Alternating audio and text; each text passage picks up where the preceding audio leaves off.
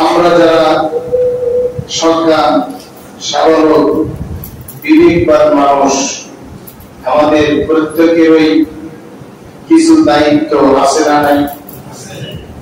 সকলে একটু জবান করে বলেন, আছে না নাই? আমরা প্রত্যেকেই দায়িত্ব পালন করি, কোনো না কোনো দায়িত্ব পালন করি, এবং সে দায়িত্বগুলি আল্লাহ পাক রব্বুল আলামিনের পক্ষ থেকে অর্পিত বলি আলহামদুলিল্লাহ। যে কোনো সিস্টেমের মধ্য দিয়ে আমি আপনাদের খেতাবতের দায়িত্ব পালন করি। এই দায়িত্ব আমাকে দিয়েছেন কে?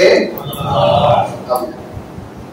আমাদের ইমাম সাহেব হুজুর মসজিদে আপনাদেরকে 5 ওয়াক্ত নামাজ পড়া, ইমামতির দায়িত্ব পালন করে। হুজুরকে ইমামতির দায়িত্ব দিয়েছেন কে? আল্লাহ। অনেকে মাঠে ঘাটে কাজ করি, অফিস আদালতে চাকরি বাকরি করি, যে যেটাই করি না কেন, এগুলি আমাদের প্রত্যেকের কাছে প্রত্যেকের একটি দায়িত্ব, ঠিক কিনা বলেন? এবং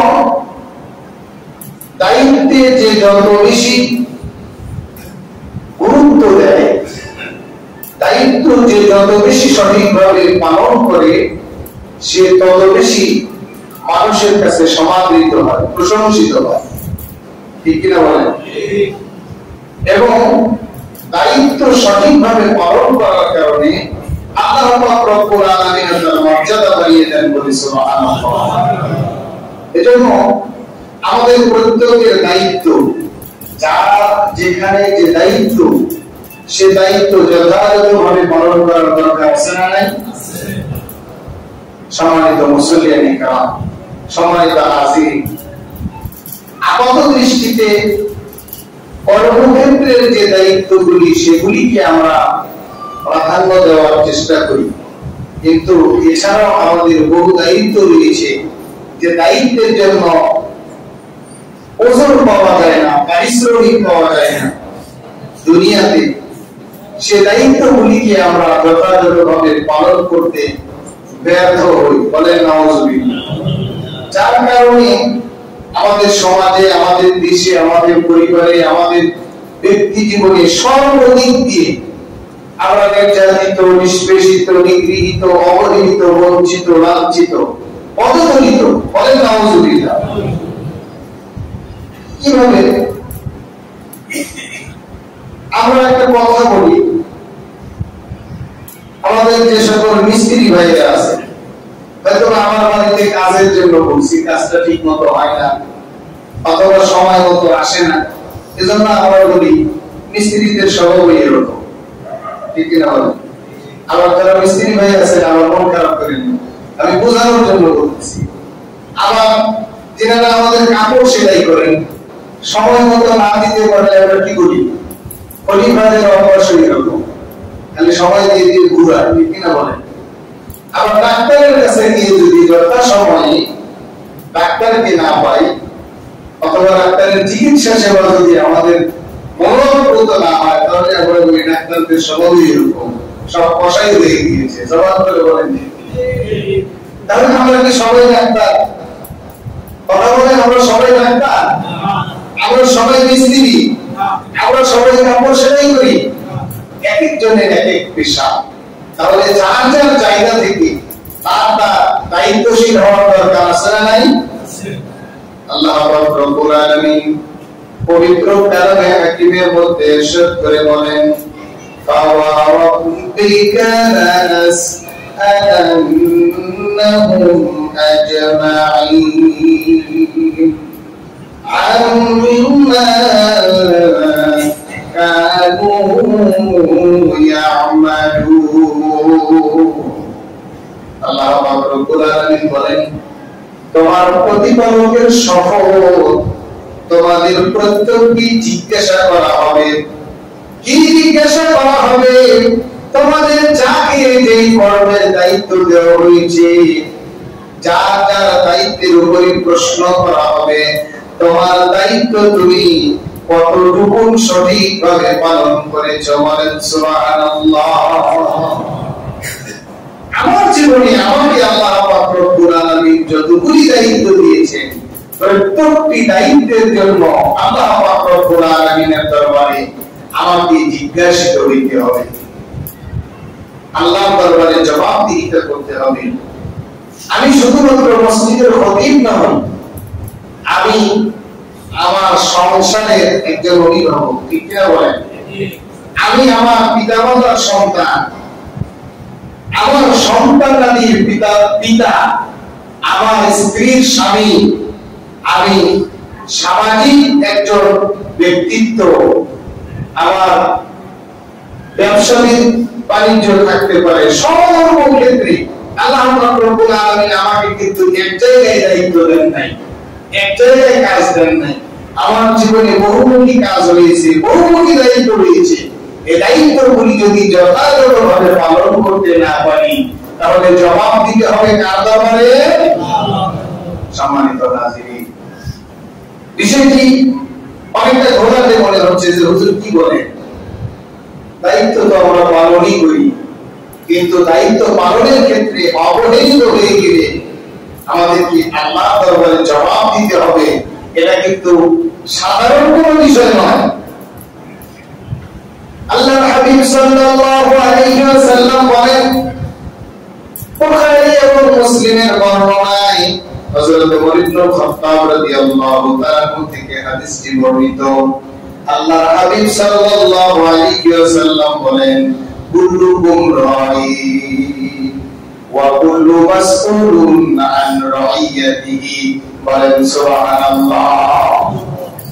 আল্লাহর হাবিব সাল্লাল্লাহু আলাইহি ওয়াসাল্লাম বলেন, তোমরা প্রত্যেকেই দায়িত্বশীল, তোমাদের প্রত্যেকের দায়িত্বের ব্যাপারে তোমাদেরকে জিজ্ঞাসিত করা হবে।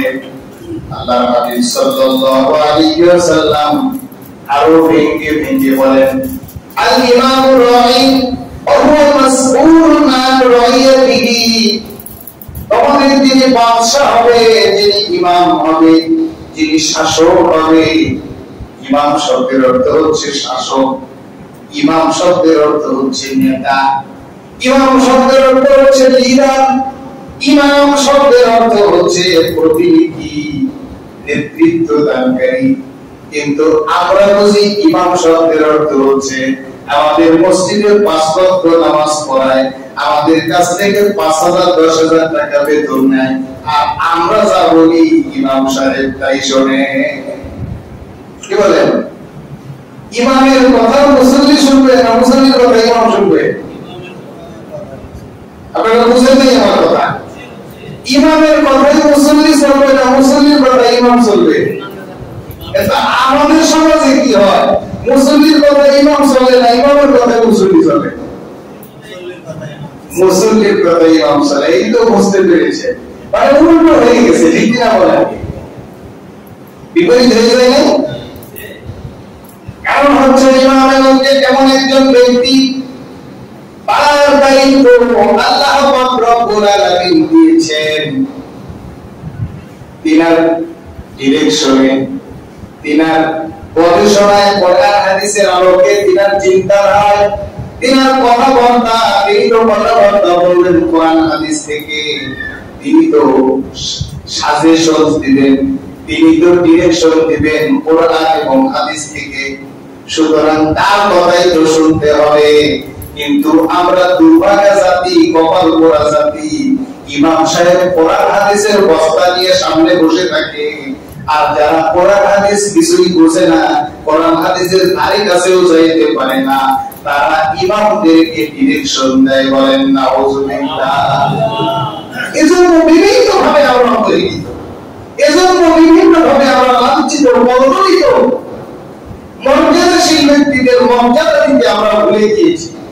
আপনারা আলহামদুলিল্লাহ ভালো হবে, মনে মনে বলতে পারেন হুজুরের কোন দিক দিয়ে কম করলো, হুজুর আজকে মনে হয় আমাদেরকে ধরলো। আসলে আপনারা আলহামদুলিল্লাহ খুব ভালো, কারণ আপনাদের সাথে তো আমার সাক্ষাৎ হয় সপ্তাহে একদিন, ঠিক না বলেন?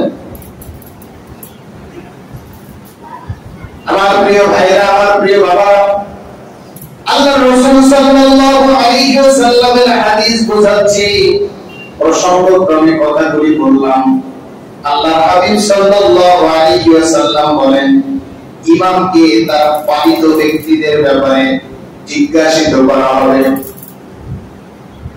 ইমাম সাহেব আমরা যারা ইমামতি করি, আমরা যদি মনে করি মাসে ৫-১০ হাজার টাকা পাইলে আমার নামাজ পড়ায় ছেড়ে দিলাম, হাত দিয়ে জীবন চলব, সম্মানও পাইলাম, আল্লাহ বলবেন শক্ত গম্বুরের জন্য রেডি হয়ে থাকো, তোমার জন্য জাহাজ নামের আগুন অপেক্ষা করতেছে। বলেন নাউযুবিল্লাহ। আমার কথা নাই, আল্লাহ পাক রব্বুল আলামিন পবিত্র কালামে হাকিমের মধ্যে ইরশাদ করে বলেন, ইন্নাল্লাযীনা ইয়াকতুমুনা মা আনজালাল্লাহু মিনাল কিতাবি ওয়া ইয়াশতারুনা বিহি তামানান ক্বালিলা উলাইকা মা يأكلون في بطونهم إلا النار। বলেন নাউযুবিল্লাহ। আল্লাহ পাক রব্বুল আলামিন বলেন, যারা আমার কথাগুলিকে গ্রহণ করে দুনিয়ার স্বার্থ সিদ্ধির জন্য, কিছু পয়সা পাতির জন্য, অল্প কিছু পয়সার বিনিময়ে বিক্রি হয়ে যায়, সঠিক কথাগুলি প্রচার করে না, হক কথাগুলি বলে না, কোরআন হাদিসের বাস্তবসম্মত কথাগুলি তুলে ধরে না, মূলত মানুষকে শুধুমাত্র সন্তুষ্ট করার জন্য মিঠা মিঠা বয়ান করে, সুদখোরের কাছে সুদের বয়ান করে না, ঘুষখোরের কাছে ঘুষের বয়ান করে না, জালিমের কাছে জুলুমের বয়ান করে না, অন্যায়কারীর কাছে অন্যায়ের বয়ান করে না। তার মানে চৈত্র মাসের ওয়াজ পৌষ মাসে করে, আর পৌষ মাসের ওয়াজ গিয়ে চৈত্র মাসে করে, যাতে করে কোনো বিপদে পড়তে না হয়। আল্লাহর কোরআনের হক কথাগুলি গ্রহণ করে চলে। আল্লাহ পাক রব্বুল আলামিন বলেন, তারা দুনিয়ার জমিনে সামান্য কিছু অর্থ গ্রহণ করে, এটা তারা সামান্য কোনো অর্থ গ্রহণ করে না, তারা তাদের পেটের ভিতরে জাহান্নামের আগুন প্রবেশ করা। তাহলে আমার ইমামতের জায়গায় আল্লাহর দরবারে জিজ্ঞাসিত হতে হবে কিনা?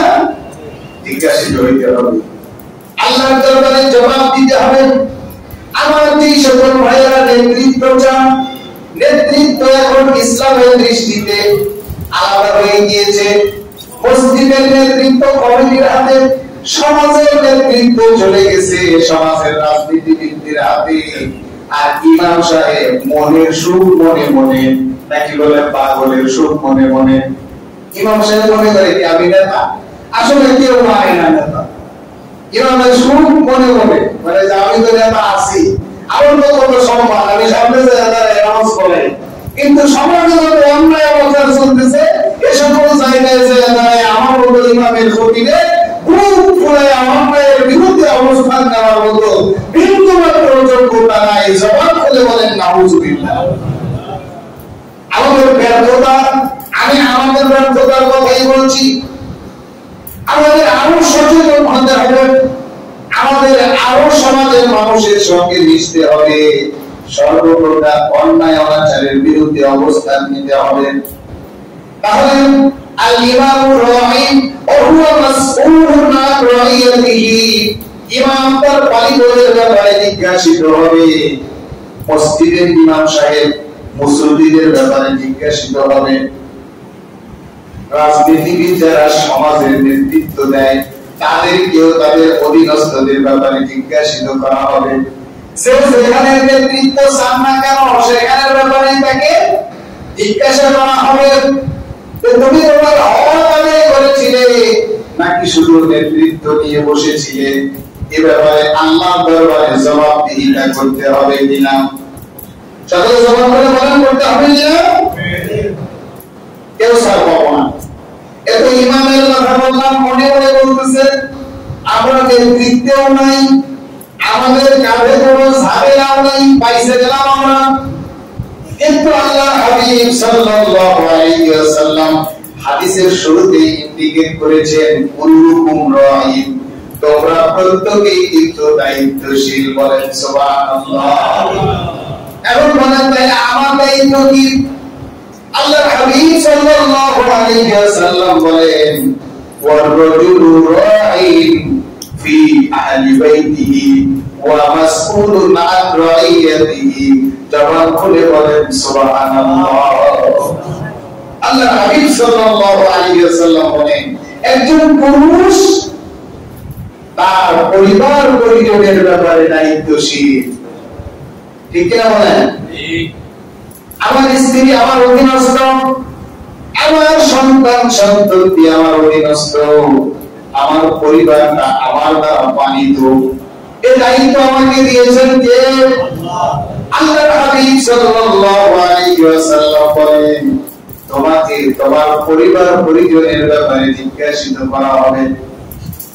তাদের হক যথাযথভাবে পালন করেছো কিনা, তাদেরকে সঠিক পথে পরিচালিত করেছো কিনা, তাদেরকে সঠিক পথের দিশা দেওয়ার ব্যবস্থা তোমার মাধ্যমে হয়েছে কিনা, এই ব্যাপারে আমাদেরকে জিজ্ঞাসা করবেন কে? আল্লাহ রব্বুল আলামিন জিজ্ঞাসা করবেন যে তোমাকে আমি সন্তান দিয়েছিলাম, সন্তানের জন্য তোমার কত আকাঙ্ক্ষা ছিল, কত আশা ছিল, তুমি আমার দরবারে কত ফরিয়াদ করেছো, অথবা কাউকে আল্লাহ রব্বুল আলামিন সাওয়ান আগেই দিয়ে দেন, বলি আলহামদুলিল্লাহ। দেন কে? আল্লাহ। কিন্তু আকাঙ্ক্ষা থাকে সবার, বলে ঠিক কিনা? কি বলে সকলের আকাঙ্ক্ষা থাকে না? একজন মানুষ যখন যুবক বয়সে উপনীত হয় তার ভিতরে আকাঙ্ক্ষা জাগে, একজন যুবতী যখন বয়সে পরিণত হয় তার ভিতরে আকাঙ্ক্ষা জাগে যে আমার বিবাহ শাদী সম্পন্ন হবে, আমার সুন্দর একটা সংসার হবে, সেই সংসারে আল্লাহ রব্বুল আলামিন সন্তান সন্ততি দিবে, তারা আমাদেরকে আব্বু আম্মু বলে ডাকবে, তাদেরকে আমরা সুন্দরভাবে লালন পালন করব। একটু জবান করে বলেন ঠিক কিনা? এই আকাঙ্ক্ষা থাকে না, থাকে না? এই আকাঙ্ক্ষা জাগে। আল্লাহ রব্বুল আলামিন আমাদেরকে সন্তান সন্ততি দেন, শুধুমাত্র সন্তান সন্ততি দেন, স্ত্রী দেন, ছেলে দেন না, তাদের দায়িত্ব আমাদের কাঁধে উঠাইয়া দেন, বলি সুবহানাল্লাহ। কেন দিলেন এই দায়িত্ব আমাদেরকে? আমাদের কাঁধে কেন উঠাইয়া দিলেন? তাদের জিম্মাদারি, তাদের ইমানত, তাদের দায়িত্ব আল্লাহ রব্বুল আলামিন আমাদের কাঁধে উঠিয়ে দিলেন। আমরা যদি যথাযথভাবে তাদের দায়িত্ব পালন করতে পারি, এই দায়িত্ব পালন করাই আমাদের জান্নাতে যাওয়ার পথকে সমান করে দিবে, বলি সুবহানাল্লাহ।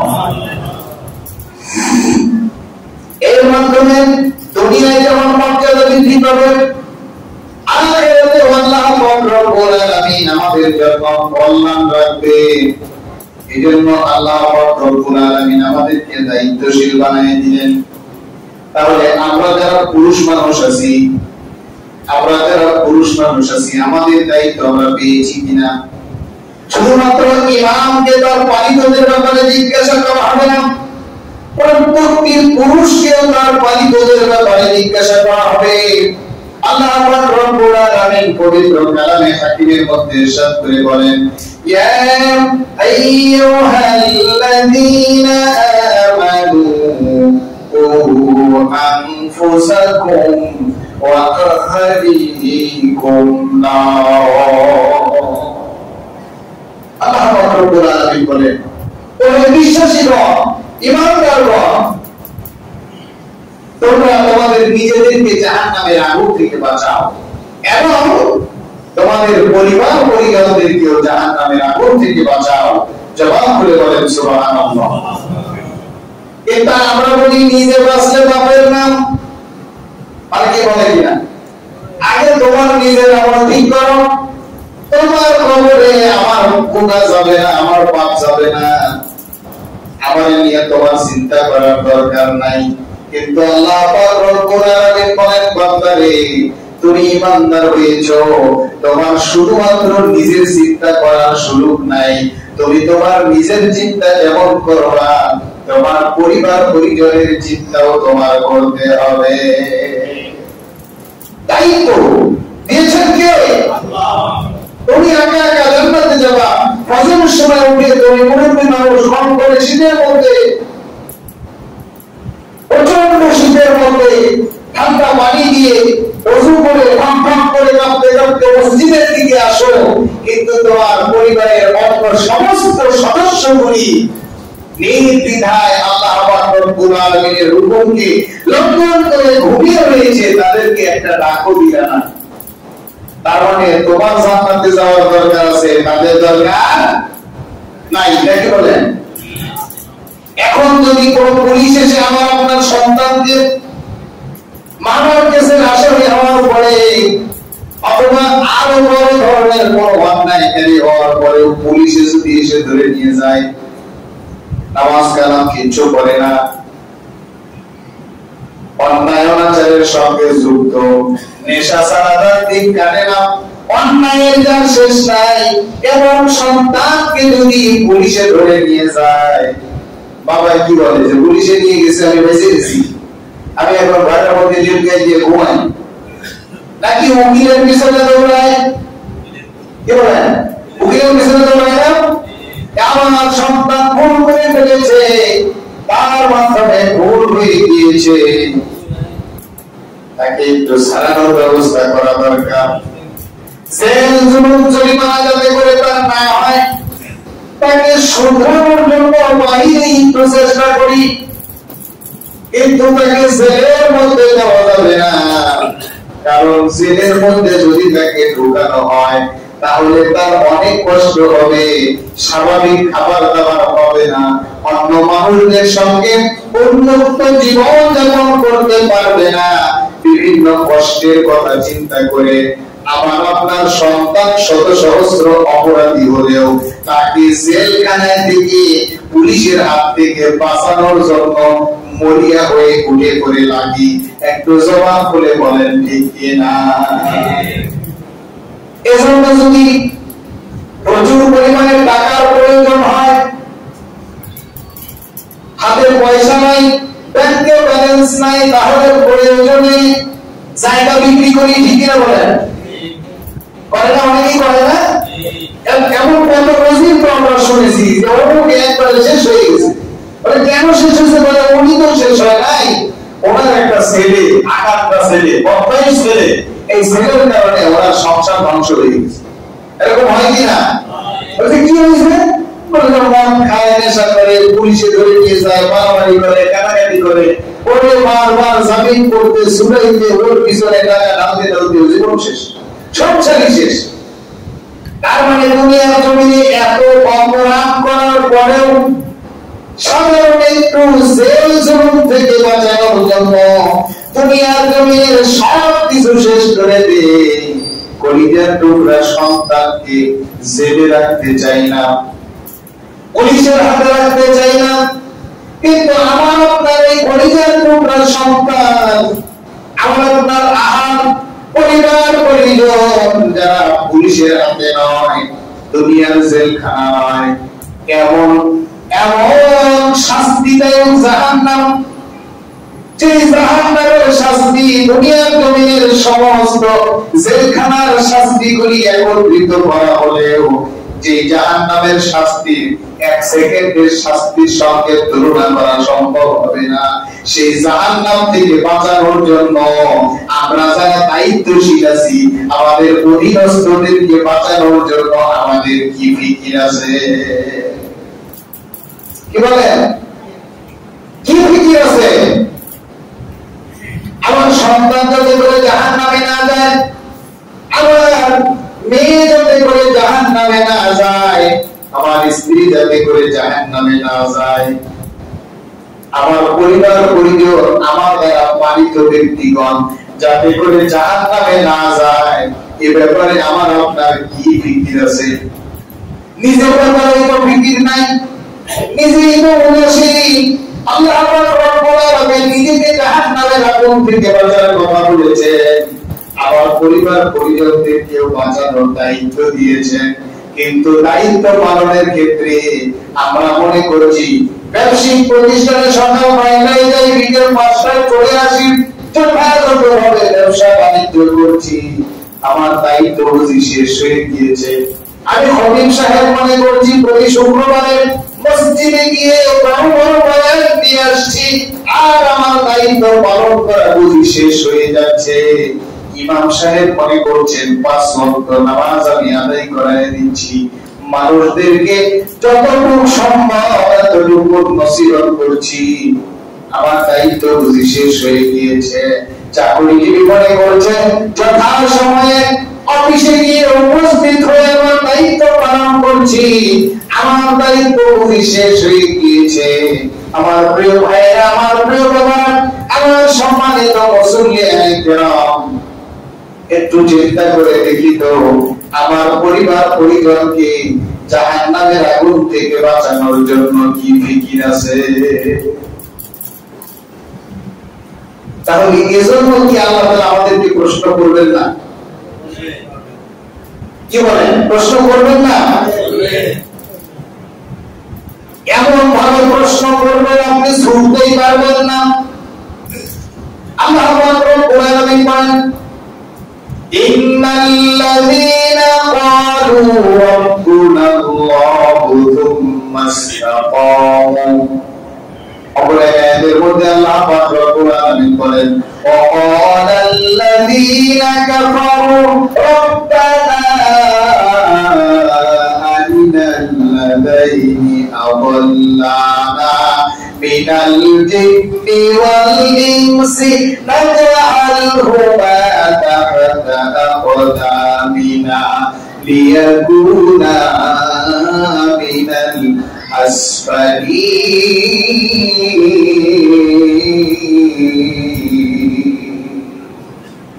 জবান খুলে বলেন আল্লাহু আকবার।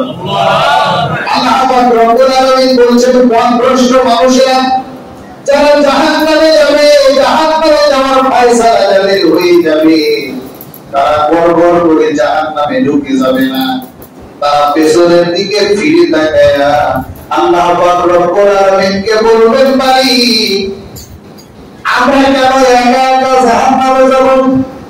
আমাদের উপরে যাদের দায়িত্ব রয়েছিল তারা কোথায়? আমাদের বাবা মা কোথায়? আমাদের ইমাম কোথায়? আমাদের নেতা কোথায়? আমরা যাদের মাধ্যমে শাসিত হয়েছিলাম তারা কোথায়? যারা আমাদেরকে পরিচালনা করেছিল তারা কোথায়? আল্লাহ পাক রব্বুল আলামিন বলবেন, তাদের তো জান্নাতের ফয়সালা হয়ে গিয়েছে, তারপর তাহাজ্জুদ ঠিক ছিল, ফজর ঠিক ছিল, তারপর যোহর ঠিক ছিল, ব্যবসা বাণিজ্য হালাল হারামের সিস্টেম ঠিক ছিল, এজন্য সে জান্নাতে যাওয়ার প্রস্তুতি নিতেছে। ওই সকল জাহান্নামীরা তখন বলবে, ওরা ফজরের নামাজ আদায় করেছিল, আমাদেরকে বলে নাই, ওরা ব্যবসা বাণিজ্য হালাল পথে করেছিল, আমাদেরকে নির্দেশনা দেয় নাই, আমরা ওদেরকে পানিত ছিলাম, ওরা আমাদেরকে জান্নাতের পথ দেখায় নাই, এগুলি কি ওদের দায়িত্ব ছিল না? আল্লাহ পাক রব্বুল আলামিন বলবেন, অবশ্যই দায়িত্ব ছিল। এবার তারা বলবেন, ভাই আমরা ওদেরকে জান্নাতে এইভাবে সহজে যেতে দিব না, আমরা ওদের কাঁধের উপরে পা দিয়ে দিয়ে জাহান্নামে চলে যাব, এবং জাহান্নামের আমাদের নিম্ন স্তর যেটা রয়েছে ওইখানে ওদেরকে দিতে হবে। জবান খুলে বলেন নাউজুবিল্লাহ। একা একা জান্নাতে যাওয়ার সম্ভব দেখছি, দায়িত্ব পালনের ক্ষেত্রে অবহেলা। আমাদের দ্বারা যারা পালিত, যাদের উপরে আমাদের দায়িত্ব রয়েছে, হয়তো আজকে কথা শুনছে না, হয়তো আজকে আমাদের দিক নির্দেশনাগুলি ফলো করছে না, কিন্তু কালকে আমাদের কঠিন ময়দানে কিন্তু ছাড়বে না। সঠিকভাবে দায়িত্ব পালন করো নাই, তুমি আমার উপর প্রেসার ক্রিয়েট করেছিলে বিধায় আমি পড়ালেখা করেছি না, তুমি আমার উপরে প্রেসার ক্রিয়েট করেছিলে বিধায় পড়ালেখা করার পরে, মাস্টার ডিগ্রি অর্জন করার পরে আরো পড়ালেখা করে এরপরে বড় চাকরিজীবী হয়েছিলাম। এরকম হয় কিনা? ছেলে মেয়ে এরকম হয় না, পড়তে চায় না, তবে মনোযোগী কম। এজন্য ভাবে বলে, তোর যদি মাস্টার্স পাস না হয়, রেজাল্ট যদি ভালো না হয়, তুই আমার বাড়িতে ঢুকবি না, তোর সাথে আমার কোনো কথা নাই। তোর মধ্যে এরকম ছেলের ব্যাপারে আমি মানুষের কাছে সাক্ষ্য দিতে পারবো না যে আমার এক ছেলে আছে আন্ডার মাস্টার্স পাস অথবা আন্ডার ডিগ্রি পাস, যার রেজাল্ট ভালো না, অবদান তো অপর বাবা না। যার কোনো অফিসে বিরোধ চাকরি করতে হবে, এরকম ছেলে আমি চাই না। কি করতে হবে? আমার সম্পর্কে যদি এসে দাঁড়াতে চাও, ফার্স্ট ডিভিশনে মাস্টার্স পাস করে আসতে হবে, এরপরে আমার সঙ্গে এসে সাক্ষাৎ করো। এরকম দিক নির্দেশনা বাবা মা দেয় না। ছেলে রাগের ক্ষোভে গুসায় বন্ধু বান্ধবের সমস্ত নাম্বার বন্ধ করে দিয়ে নিজের মোবাইলটা ছুঁড়ে ফেলে দিয়ে বাবার টেবিলে বসে যায় যে বাবাকে দেখায় ছাড়বো, আমি অপরাধ কোনো প্রদান করবো। ঠিক কিনা বলেন? পড়ার টেবিলে বসে যায়, মাস্টার্সের ফার্স্ট ডিভিশন নিয়ে এসে রেজাল্ট দেখায় বাবাকে। বাবা বলে তাই নাকি, এবার যা চাকরিতে ঢুকো দেখি, তোমার ফার্স্ট ডিভিশন কেমনে অর্জন হয়েছে একটু দেখি, ট্রাই করে। চাকরিতে গিয়ে দেখে মাস্টার্স ফার্স্ট ডিভিশন পাওয়ার জন্য যে পড়ালেখা করেছে এর চাইতে 3 গুণ বেশি পড়া লাগবে চাকরি পাওয়ার জন্য। এবার বাবা বলে তোমার মতো হতভাগাকে, তোমার মতো অকর্মাকে আমার পয়সা খরচ করে বিবাহ করাবো না। বাড়িতে রাখা তো দূরের কথা, করোনাও নিয়ে আসবো না, তোমার দ্বারা কোনো কাজ হবে না। আগে তোমার কর্মদক্ষতা দেখাও, তোমার এই পড়ালেখার ফলাফল দেখাও, ভালো একটা চাকরি নিয়ে আমার সামনে উপস্থিত দাও। এইবার আমাদের সন্তানেরা আরো ক্ষিপ্ত হয়ে যায় চাকরি দেওয়ার জন্য। দিনের পর দিন অক্লান্ত পরিশ্রম করে এরপরে চাকরির ক্ষেত্রে চূড়ান্ত সফলতা এনে বাপের হাতে উপস্থিত করে দেয়। বলেন আলহামদুলিল্লাহ।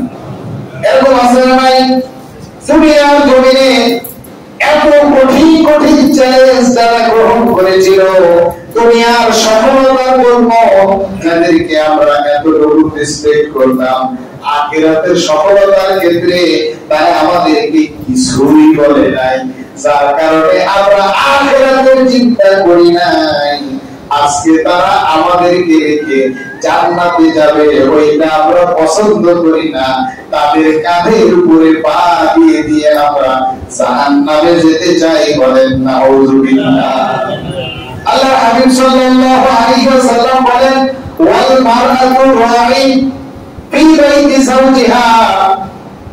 এটা পুরুষ মানুষের দায়িত্ব, যেন মহিলা মানুষের দায়িত্ব কি?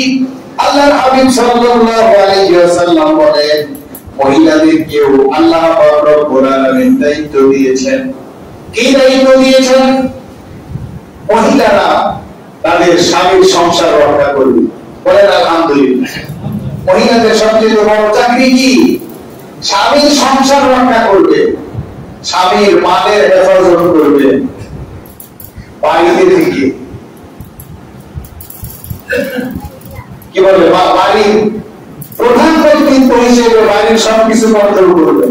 আমাদের ব্যাংক গুলি আছে না, যে ব্যাংকে আমরা যাই, ব্যাংকের ম্যানেজার কি উন্মুক্ত বসে থাকে নাকি আলাদা একটা রুম থাকে তার জন্য? একটা সম্মাননার একটা রুম থাকে না, যেখানে ম্যানেজার সাহেব বসে থাকে, ওনার সঙ্গে কথা বলার জন্য সিরিয়াল দিয়ে যাওয়া লাগে, অনুমতি নিয়ে যাওয়া লাগে, কারণ ওনার কর্মব্যস্ততা অন্য সকলের চেয়ে অনেক বেশি এবং ওনার কর্মগুলি সম্পাদন করা সবার দ্বারা সম্ভব না। এজন্য আল্লাহ রব্বুল আলামিন আমাদের মায়েদেরকে বাড়ির ম্যানেজারের দায়িত্ব দিয়েছেন, আমাদের সমাজের ম্যানেজারের দায়িত্ব দিয়েছেন যে তোমরা যদি বাইরে চলে যাও তাহলে বড় বড় দায়িত্বগুলি কন্ট্রোল করা অন্যদের দ্বারা সম্ভব হবে না। এটা তোমাদের করতে হবে। কোথায় থেকে করতে হবে? নীরবে নিভৃতে নির্জনে বাড়ির ভিতরে থেকে করতে হবে। বলেন আলহামদুলিল্লাহ। এখন আমরা বলেন আমাদের ম্যানেজারের দরকার নাই, আমরা দখলদারি করব, আমরা রাস্তাঘাটে নামবো, আমরা চাকরি বাকরি করবো।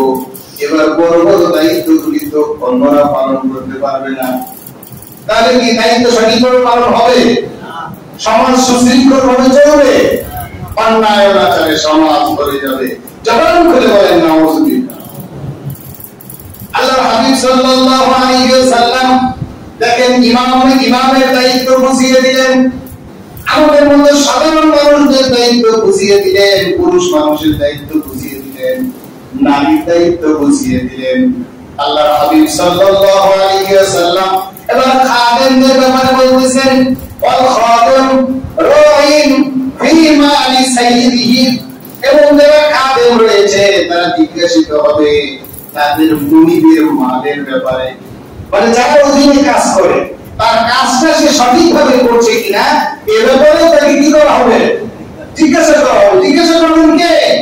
আল্লাহ। দুনিয়ায় যদি আমরা আমাদের মালিকদেরকে, আমাদের কি বলে, আমরা যাদের অধীনে কাজ করি তাদের কাজে যদি ফাঁকি দিই, তাহলে এ ব্যাপারে জিজ্ঞাসা করবেন কে? সুতরাং আল্লাহ হাবিব সাল্লাল্লাহু আলাইহি ওয়াসাল্লাম আমাদের সকলের দায়িত্ব আমাদেরকে বুঝিয়ে দিলেন। এখন পালন করার দায়িত্ব কার? সবাই বলেন, পালন করার দায়িত্ব কার? আমাদের না? আমরা আমাদের যার যার জায়গা থেকে আমাদের দায়িত্বগুলি যদি যথাযথভাবে পালন করতে পারি, আমাদেরকে আজর দিবেন, বিনিময় দিবেন, আমাদেরকে জান্নাত পর্যন্ত দিয়ে দিবেন কে? আমাদের দায়িত্ব যদি আমরা পালন না করি, এ ব্যাপারে আমাদেরকে জিজ্ঞাসা করবেন কে? আল্লাহ পাক রব্বুল আলামিন আমাদের প্রত্যেকের দায়িত্ব যথাযথ